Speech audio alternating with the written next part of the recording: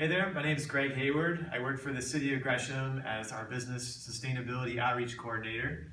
And we have our Gresham Green Business Program that many businesses around town are participating in. It helps businesses conserve natural resources and often save money. And it's a free service, so definitely reach out to us and we can work with you. Today we're going to be talking about what does and does not go in your recycling bin, a question that we get asked all the time. And it's really important right now because there's been changes to global recycling markets. So let's dig in and take a look at what should and shouldn't go in your recycling bin. Let's take a look at what should go in here. So when you're looking at plastics, this is where a lot of people have questions. The things that should go in your recycling bin that are plastics are things like bottles, jugs, tubs, and flower pots. So here's a number of different examples of things that should go in there. The reason that we talk about things by the actual type of item is because things are sorted by shape.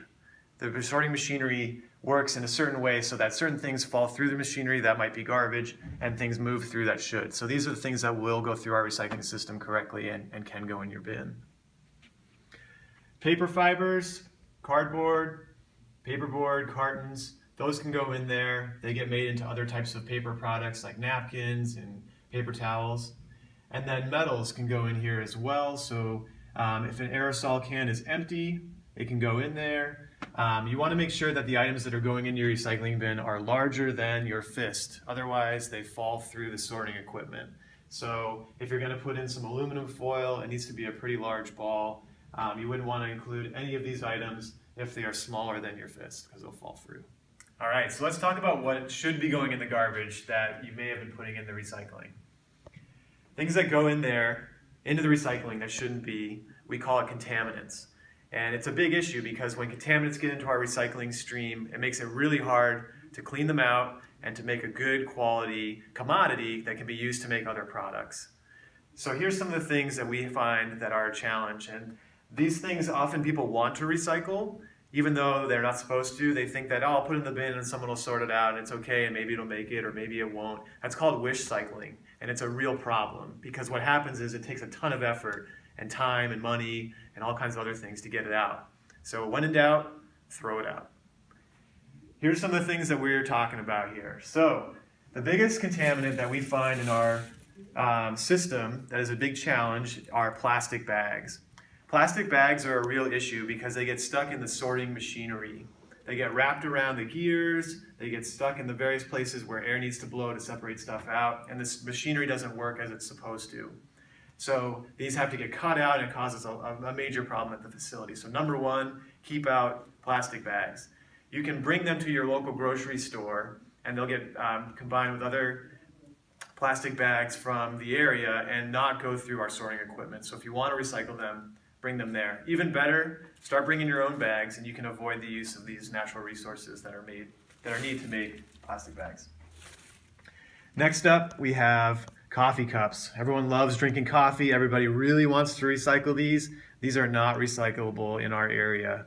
The issue is they're made up of a number of different materials and it's very difficult to get these sorted out as they should be. So this is a garbage item. Put it into your garbage. Don't put it into the recycling.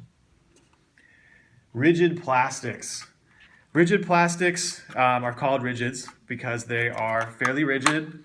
They come in a number of different shapes and sizes.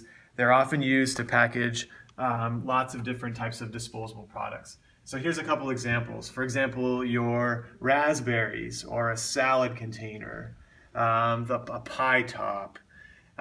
This might have been a lasagna container. You're kind of starting to see this theme here. These are made out of thousands of different types of resins, so that they're very difficult to recycle. There have been some collections of these in the past, but right now the market for these is so weak due to global changes in recycling markets. So these are a common contaminant that they need to go into the garbage. A lot of these get wish cycled. Put them into the garbage. You have frozen food boxes. Anything that you put into your your freezer, you want to probably throw away. Here's an example, your frozen food or ice cream containers. They are packaged in such a way that if your freezer were to thaw for a power outage or whatever reason, this food would not just melt all over your freezer. So this sort of stuff, it needs to go into the garbage, plain and simple. Lastly, with Halloween right around the corner here, Halloween candy bags, stuff like this. It's not the same as our plastic bags. This is called flexible film. You can press your thumb into it and it actually flexes. This sort of stuff is not the same material. So again, you could bring this to your grocery store if you wanted to for recycling.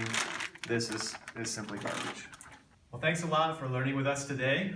If you have any more questions, feel free to go to greshamoregon.gov/recycling, and you can download an in-out guide that you can post in your kitchen or above your recycling bin, so that whenever you have questions, you can know what goes in and what stays out, and win all your arguments with your significant others. And if you have any other questions, also Metro has a wonderful recycling hotline. They're at 503-234-3000. And you can always give them a call and they can steer you in the right direction with whatever recycling or solid waste questions you may have. Thanks a lot for listening. Be in touch.